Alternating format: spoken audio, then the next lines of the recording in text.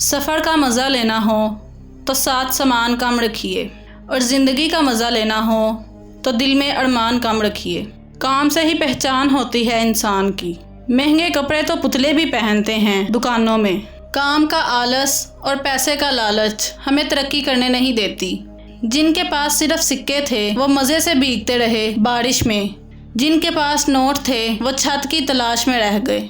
इस दुनिया के लोग भी कितने अजीब हैं ना, सारे खिलौने छोड़कर जज्बात से खेलते हैं। कमाई छोटी या बड़ी हो सकती है, पर रोटी का साइज लगभग सभी घर में एक जैसा ही होता है। किनारे पर तैरने वाली लाश को देखकर ये समझ में आया, बोझ जिस्म का नहीं सांसों का था। दुनिया में सब चीज़ मिल जाती है, सिर्फ अपनी गलती नहीं मिलती। जितनी भीड़ बढ़ रही है ज़माने में, लोग इतने ही अकेले होते जा रहे हैं। इंसान चाहता है उड़ने को पर मिले, और परिंदे सोचते हैं कि रहने को घर मिले।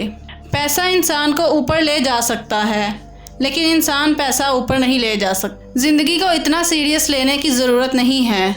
यहाँ से ज़िंदा बचकर कोई नहीं गया। टूटी कलम और दूसरों से जलन हमें अपनी किस्मत लिखने नहीं देती।